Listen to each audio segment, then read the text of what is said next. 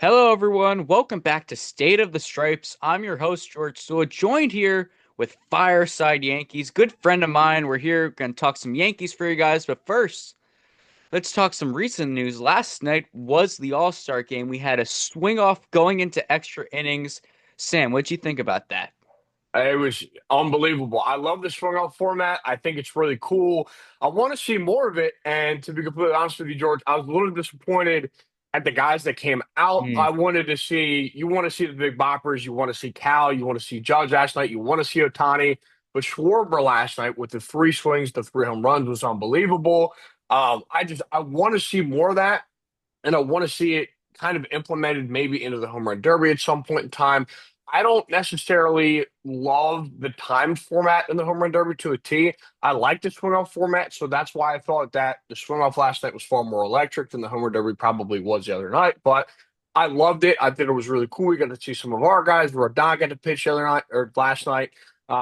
Jazz played, and to be honest with you, was completely unlucky. Matt Olson played an incredible first base over there yeah. and made two amazing plays to rob him of two hits. Essentially, the one was an error. So, and then Free didn't pitch, and then Judge didn't do too much. So, Yeah. but it was a fun night last night. The All Star Game truly is when you look at the state of sports across. Am I still connected? My face isn't moving. Yeah, your Um, face. It's all right. oh, okay. With the state of professional sports, I think that as far as All-Star game goes, MLB does it the best by far. Yeah. Players don't opt out. There's always the factor in it. The NBA All-Star game is horrific. I think that the NHL did a much better job with the Four Nations or four whatever the thing is that they Yeah, the do. face But off, that was Four a really Nations fun face off. watch. The Pro Bowl's a joke. Nobody cares. Nobody goes because nobody wants to get hurt. And then the teams that are in the Super Bowl don't want to go. But I think MLB does it the best because it's in the middle of the season. It's high stakes. Everybody wants to do it. It's the most fun event for us as fans to watch, and I thoroughly enjoyed it this week. It was a lot of fun. Yeah, I don't know. I think the rule might be you can only, for the swing off, you can only put guys who are still in the game. Yeah, So I think Judge and Cal were already out of the game, but I didn't love the Jonathan Aranda pick. I don't see putting a guy with 11 yeah. homers in. I think Bobby Witt might have been still available because he didn't start the game. Jacob Wilson was in at short. So if Bobby Witt was still in there, I would have loved to see him do it.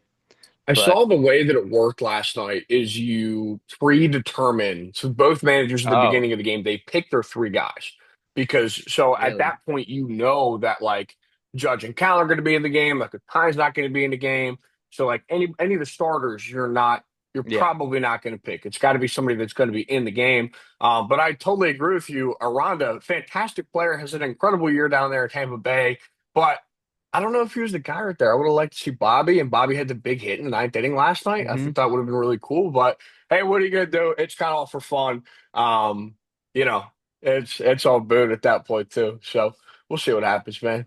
Yeah, I think it would be great to kind of see that incorporated into more All-Star games because this was only because it was a tie going into the ninth.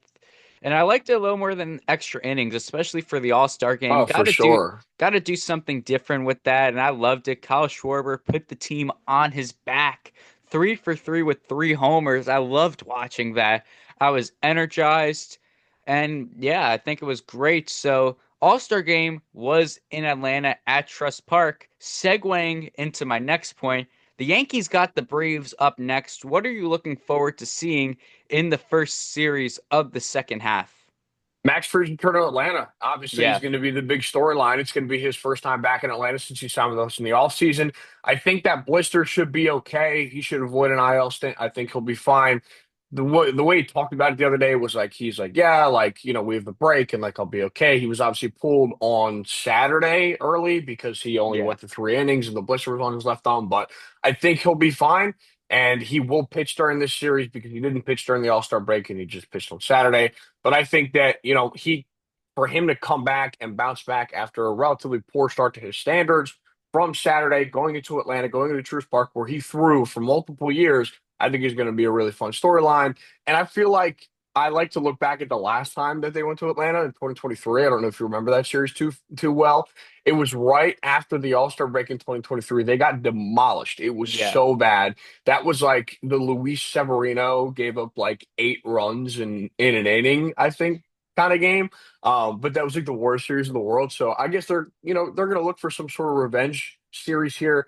Braves are really down right now. They're about yeah. 10 games under 500. They've been one of the poorer teams in baseball, surprisingly enough, because I think that team is ultra talented. But, I think for them as well, if it's I think it's all going to depend for Atlanta this series. If they don't play well enough and they lose 2 or 3 or get swept, they might kind of decide to sell because I feel like at that point your division's kind of gone and the trade deadline's right around the corner, George. You only have about, 14, 15 days till that comes up. So I think that this is a big series for Atlanta for sure because it's kind of going to determine whether they're going to sell or hold right now. So I'm excited. I love those Yankees Braves series. They're a lot of fun. I like watching Atlanta. I think they're a really fun team with Acuna and Olsen and Riley and all those guys.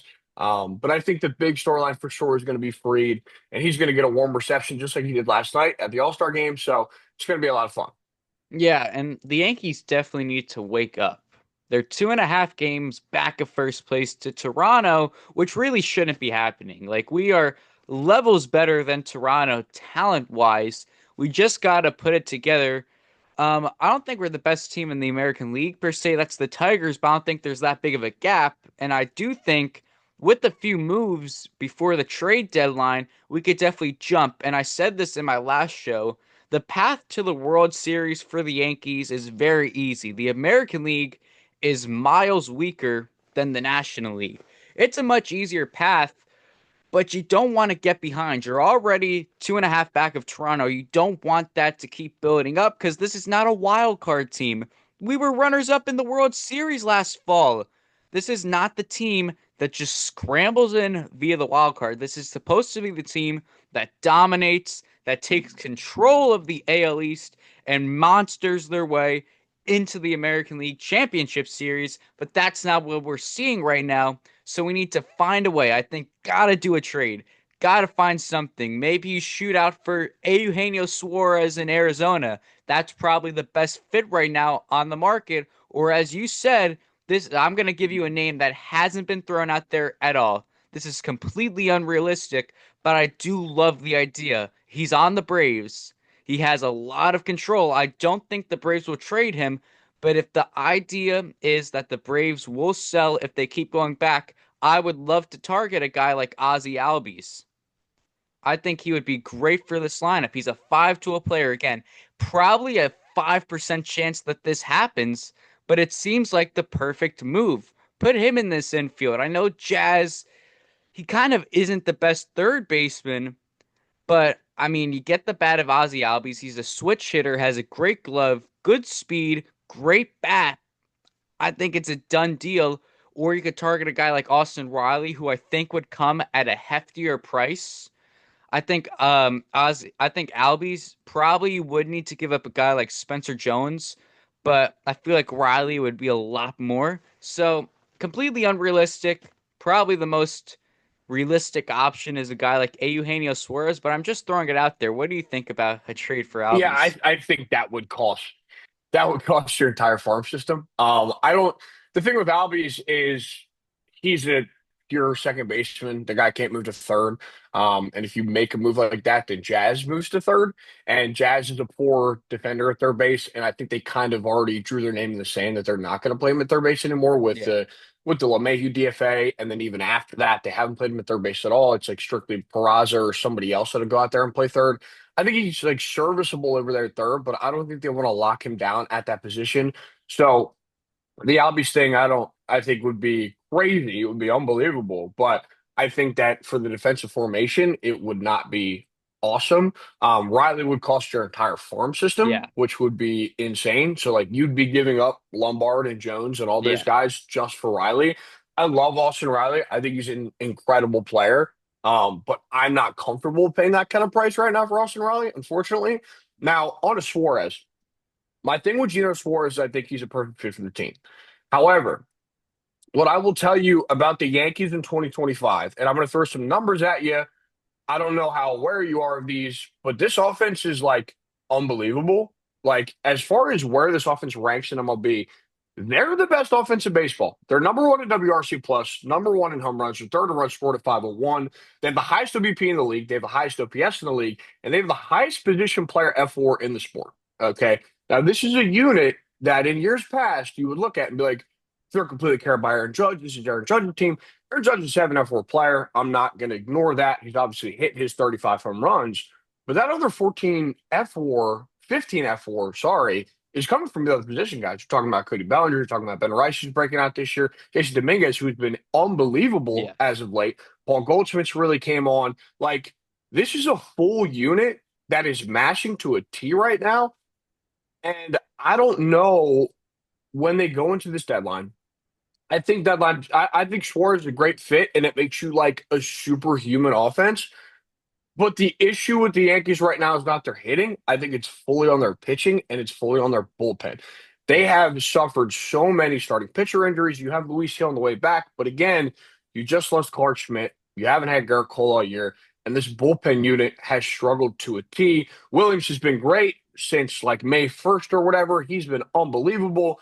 Weaver just came back. He had a great outing the other night, which is awesome because he was really poor after coming off of the IL. So I think he's going to get back to his, back to rhythm. But I think the middle and lower leverage guys have been so bad for this team that it's really losing them ball games. There are certain spots in there where the Yankees just continuously get pummeled. Like, I hate throwing this name out there because I love this guy to death, but Jonathan Loáisiga Yeah. has been horrific this year since coming off the IL and rejoining the team because they brought him back on a 1 year deal and did all that stuff, like whatever. But he's a name that's been horrible. Mark Leonard Jr. as of late, he's on the shelf right now, but he's been horrible. Like, these middle guys have lost them games so often than not, and I think that's what they need right now, desperately. I think they need to add a starter, and I think they need like two bullpen arms. Cashman always brings in two bullpen arms at a deadline. One of them works out. One of them is usually horrible. Like last year was Leiter and Aniel De Los Santos. De Los Santos is on the team for like 5 days. Leiter's still Yeah. here. He was solid down the stretch. But like, I think that they need pitching in the worst way possible. I want Suarez to a T. I'd like, do not get me wrong on that statement. I think he's an incredible player. He fits perfectly over there at third base. Problem with him is he's a rental. You don't know what that cost is going to be. I heard it's going to be hefty. Um, but Suarez would be great. I want pitching so bad though. Yeah, here's the one thing I'll say with the offense, and it's one word. That word is consistency. Yeah, That's been the missing piece with the offense. You've mentioned guys like Cody Bellinger, who shout out to Cody. I mean, flat out has been balling. Dominguez has been great besides when there's a lefty on the hill. So you really do have a good offense, one of the best in the MLB, like you said, but you don't have consistency. You can't do this anymore. Because I remember in that Chicago series, the big thing was this should be an easy one because we crushed left-handing pitching. But then Boyd comes out there, throws a gem. Next game, you got another southpaw, Shota Imagama, and he throws a gem as well. So you need consistency. I do think you need a bat, but I see what you're saying with the bullpen. I definitely do. I think the idea you have is maybe throw a guy like Cam Schlittler into the pen. I think he fits the mold as a great reliever, and this would be just for the 2025 season. Get him some development, get him some reps. The guy throws juice, which would be fantastic coming out of the bullpen. Get him in there. I know Stroman probably won't budge, but then maybe you trade for another starter, strengthen this rotation, because then you're going to have a good three solid starters with Fried, Rodon, and Heel hopefully coming back. Get a fourth guy to go into that rotation, and then maybe you trade off Marcus Stroman and you have Will Warren be the fifth starter because Will Warren, I know the numbers aren't that great looking, but you see the stuff with Will Warren. Dude's a warrior. The first inning is the only problem with him.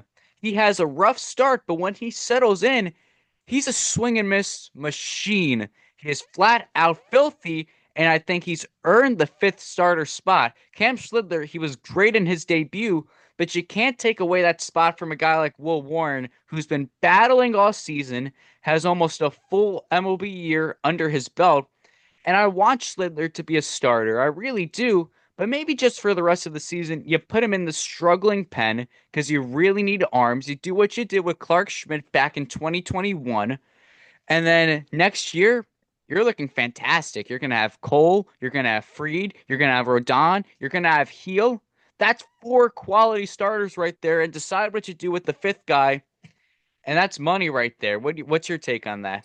It's funny that you mentioned that about Schlittler. The first thing that popped in my head was Schmidt 2021, how he Yeah, made that move to the bullpen, and then obviously now became a starter and has been excellent for X amount of years. Poor guy, I really feel bad for him, Tommy John. yeah, I really wish he was here, genuinely. But yeah, that was the first thing that popped into my head was, oh, he could kind of go the Schmidt route and like do that. And then Warren kind of did the same thing last year too. yeah, But yeah, I think that would be a good play. I think a name that, if you want to talk about Gino and bringing in Gino, I think that'd be really fun. Another expiring is Merrill Kelly. I think Merrill Kelly could slide yeah, in as a nice fourth starter. I don't know what the price is going to be, but he's like the bar of consistency. He's like 110 innings pitched this year with like a 3.3 ERA. Sachin is your four guy. Again, this would be a hefty package, George. Like this would be a yeah. lot to come, from we're sending a lot out there to Arizona if we're going to go up and get Merrill and Eugenio. But I think that is a perfect game that would slide in as a four. And then for the future, I think you're even better. I don't want to, look at other guys and say he's going to get traded down the line, but like a piece, like if Slither has a good year this year and like you have a solid five going into next and everybody's healthy, so there's kind of a trade chip because if he plays well and he's what number 88 on Baseball America's Top 100 right now, I think that he would have a ton of trade value and could be a pretty solid piece in the trade, whether it's to get a bat or just get another arm. That's down the line. We'll see what happens, but I would love to see Slither in the pen. I think it'd be awesome. That's a great idea. Yeah, so I just actually checked. Merrill Kelly is also going to be a rental. He's a Yeah. free agent in Hmm. 2026. So I know he is the thing. He is consistent. He's the definition of that. But a guy who intrigues me, I know he's had such a rough season, but Zach Allen, I've been following his last four starts. He's been lights out. He's on the upward trend. And since he had that bad start to the season, maybe you can get him for cheap. Maybe you could, because he's a really good starter.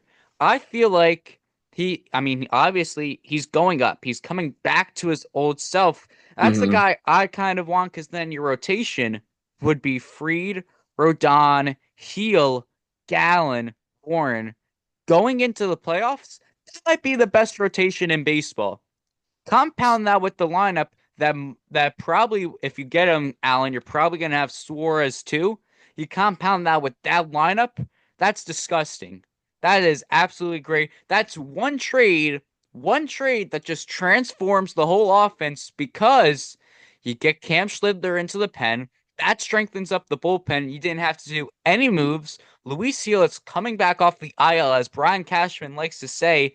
That's a trade acquisition in itself because you're getting a guy back. So really, this one trade completely transforms the whole roster. You strengthen the pen, you strengthen the rotation, you strengthen the lineup, and you turn this into a really good championship caliber team. Yeah, I think so. Here's the thing with Gallon. Gallon's stuff numbers are on the floor, which is really concerning. It sucks. Kelly's aren't. Gallon's in the sexier name because he's the former Cy Young runner-up and he's been incredible for X amount of years. Yeah. I don't know what Gallon's price is going to be. Yeah, that's The the thing thing. is with Gallon is I think the Gallon might be more expensive than Kelly just because, like you just mentioned, last four starts he's been incredible. He's kind of the bigger name. People want him in that rotation far more. I think the Gallon would probably be more expensive on the market considering Gallon's age, considering Kelly's age. Remember, Kelly's 36, 37, I think. So he's far at the back end. You don't know how much, how many more years Mel Kelly's even going to give you. But everybody's expiring here in the situation. So, but I think that Gallon will probably cost more just because of the name. So, Yeah. but he'd be a And great ad Gallon too. is a I rental. think, He's a rental too. He's a free agent in yeah, 2026 as well. I just checked. I'd be happy with either of them. I would probably prefer Kelly because I think he's going to be cheaper. Yeah, and the thing I'll say, if you're gonna do one of these massive trades, you gotta say to the Diamondbacks, hands off on George Lombard Jr. You Yeah. gotta. I'm willing to trade Spencer Jones. I am just because you're getting two guys. I know they're rentals, but they change your team so much. They put you into that championship conversation. But you gotta keep George Lombard Jr. You gotta. I feel like he is the third baseman of the future. I don't see him as Volpe's replacement just yet. I see him as the future guy at the hot corner because I really think Volpe, he's shown us streaks. He really has. The thing I want from Volpe, I want 265, I want 25 homers, 80 RBIs, 30 stolen bases. That is a realistic Volpe season, and I would be very happy with that. He needs to improve his defense at short. I don't like when people say Volpe is an elite defender because he really isn't. He makes a lot of mistakes, especially with the arm accuracy. Needs to polish that up. It's just been a rough year for Volpe overall. He's got a lot of criticism from the media, but shout out to him for going out there every single day. He has 0 days off. He's playing one of the hardest positions on the diamond day after day, giving it 110%. Never showed that he's upset, never whined, never complained, just going out there playing hard with all this criticism. He's getting all this crap from the media. I know he's played pretty bad. I mean, it's been rough leaving the runners on base, but like I said, he showed us the streaks, and I'll segue into my next point. He needs a few days off every week. He can't play every day. I don't know who you're going to put at short, but he looks worn out, Anthony Volpe. So you put Peraza at short. I know that sucks because he's been an automatic out, but it's crucial for the development of Volpe. He needs a breath. He needs a few days every week, maybe just 2 days, but I feel like that could go a long way with Volpe. Get him off his feet. Get him, get him to take his breath. Yeah, I don't think Ant wants to sit down. I think maybe a day off a week is fine. Or maybe a day off every couple weeks. I mean, they have days off built in and stuff like that, which is cool. But I think the thing with Volpe is if you, as you got done talking about Suarez, if you're able to get Suarez at the deadline and he's your everyday third baseman, you could then move Rosin to short and say like, okay, well, like you can go like sit down, take a day. Because if you don't have Volpe in that lineup and it's Raza at short, then like what are you doing? Like there isn't really like a solution there where somebody else goes to their base without Suarez on the roster where it's like actually a good situation. It makes sense for the team that day. But I think that if you get Suarez, it then opens up a healthy rotation of like, oh hey, like you can play today. Well, we can have this rest day here. Like Raza can play here. Like do whatever. I Yeah, think bringing in somebody of that caliber would help with that a ton. Um, I think Volpe's ultra talented. I think that the bat has really fallen off this year, which really sucks to see because he started off so strong at the beginning of the year with the bat and just hasn't really put it all together. The defense is incredibly infuriating. I won't sit here and lie to you because I thought his first 2 years he was very good with the glove. yeah. This year it tells a different story. I still have a lot of faith in him. I love him as a player. I love him as a dude. I think that, he should improve in the second half and be a lot better. I mean, the thing with this All-Star break is these guys get days off. They get to sit down for a little bit, like you're talking about with these days away. So they have 4 days off in a row where they're just kind of kicking. They get to go see their families and relax and hang out a little bit and kind of get their mind away from the game. And I think that's going to be healthy for him, especially, and for the rest of the guys on the team as well that were struggling. So I have a lot of faith in him. I still think he's going to be great. I don't think George Lombard Jr. is Volpe's replacement by any means. I think he's going to Yeah. be the third baseman, just like you said. I think that's a great point. But I think that if you bring in a third baseman, it then opens up a healthy rotation so you can, interweave between Volpe and Raza and Suarez or whoever the guy is. Maybe it's IKF, who knows? But I think that that would be huge for them is bringing a body in. Yeah, so the last thing we're going to cover on, I know this is a little bit away from, when this would happen, but should they start considering extending Jazz Chisholm and or Cody Bellinger? Ooh, that's a great question. I think Cody you want to see. I think Cody's kind of a wait and see situation. Yeah. I want to see how the rest of the year plays out for Belly. He's been incredible after the really slow start, and the numbers are really pretty after that. But I kind of want to see how he ends because I don't want to extend him right now and get a little ahead of ourselves because right now he's making $25 million a year. He has the player option for the year next year. That's kind of the big thing that's running over everybody's head because it's like this. You have this big like Kyle Tucker decision. Like, are you gonna throw a bag of Kyle Tucker and like let Cody go? So I don't know because I think what could end up happening is in the off season, you're kind of I don't even want to call it best case scenario because if Belly's like an incredible player, you want to extend him, you want to bring him back, like for sure. I think if he in this off season accepts that player option and he's making $25 million a year, I would then open extension talks if he's Yeah. still playing as well as he is right now. I think Yeah. that that would be an ideal scenario. If he opts out, and he's gone, then I would look at Tucker. I think that Tucker's the better long-term investment just because he's a little bit younger. But I think that if he opts into the player option and still playing as well as he is right now, I would 100% do it. Jazz, I'm kind of wait and see because again, he has another year of control after this year as well. I'm kind of wait and see because he's very ebbs and flows, super streaky. And like as of late, he's been incredible. But then he did the same thing in the beginning of the year where his first, week was like he was the best player on the planet and then Yeah. completely fell off a cliff, hit the shelf, was down for a little bit, came back, was great again, right? So I think it's kind of a wait and see situation. I want to see if he's healthy all the time and what kind of figure that would look like. I don't know how many years they would end up giving him. I think Jazz would be probably a 4 to 5 year guy. He wouldn't be like Hmm. a super long extension. But I think it would be healthy for the Yankees as an organization to start looking into those type of extensions for these players that aren't on the back end of their career, i.e. DJ LeMahieu, i.e. Aaron Hicks, who they paid in their later years till they were up to their 38, 39-year-old seasons. And obviously they don't even play for the team anymore, and the Yeah. Yankees are still paying them. So I would like to pay these young guys who are ultra talented. I think that, Cody's a little bit older, but I think Jazz kind of fits on that metric. I think that it's kind of a wait and see on both of them. You'll see what happens. I think we'll get a much more clear answer in the winter as far as what they want to do with them. Yeah. Yeah, I think you hit the nail right on the head. I think Jazz is definitely a little more intriguing of an extension just because he's younger. I feel like the fans love him. I feel like he fits in the Bronx so well. So does For Cody. sure. But I definitely do want to see, is this the real Cody we're seeing right now, or is this just a streak of Cody right now?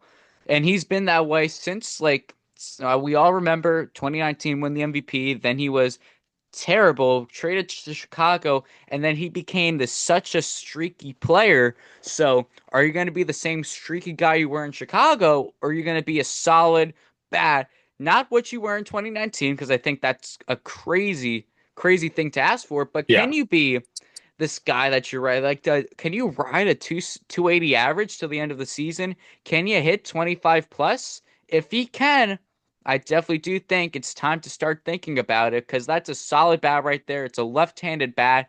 We'll see what happens. And I would love to have Kyle Tucker. I think that should be the target. You're Yeah, gonna for have to sure. let some guys go. My thing with Tucker would be I don't know how realistic money wise this would be, but you would let Goldschmidt walk, you would let Grisham walk, and your outfield would be Tucker in left, Dominguez in center, Judge in right, and you move Bellinger over to first.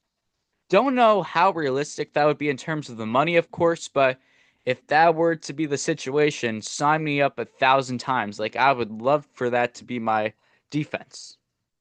Yeah, it will be a cool rotation as well because Belly can then go play in the outfield and somebody can then go DH Yeah. every day and do whatever because the stamp money's 3 more years. And then it kind of sets you up for the future where you kind of have your two pillars and Judge and Tucker, as far as talk about two titans in the outfield, do the game's best. I think Kyle Tucker's really kind of flown under the radar just because of playing in Houston and how good that team was. But now he's in Chicago and he's really shining out there, and I think he's going to be in for a big payday. Belly at first base, I think his versatility is one of his best assets, but I don't know if I want to waste him at first base. He would be a very expensive first baseman. And he's so good with the glove in center field. Like at that point, if Jason's playing center, I kind of say, oh, like, but Belly plays center every day. Like I kind of, Belly's kind of a better defender in center, but I don't really want to put myself in that scenario. Because I love Jason as well. He's been incredible as of late. I think that at the end of the day, I think it's kind of a one or the other situation between Belly and Tucker. I think they Yeah. either extend Belly or Belly walks. You bring in Tucker for X amount of money, and it's going to be a bag. But I kind of think it's a one or the other situation. But the dream scenario, yeah, for sure, would be to have all four of them out there patrolling that field. I think that'd be awesome. But yeah, it's like it's gonna be a very very weird transition to see what they end up doing with those two guys. Yeah, definitely. And that's all we got for today. So thanks, Sam, for jumping on doing this. Everyone be sure to follow him, Instagram, all the platforms, Fireside Yankees. Thank you everyone for watching. Have a good day, and let's go Yankees.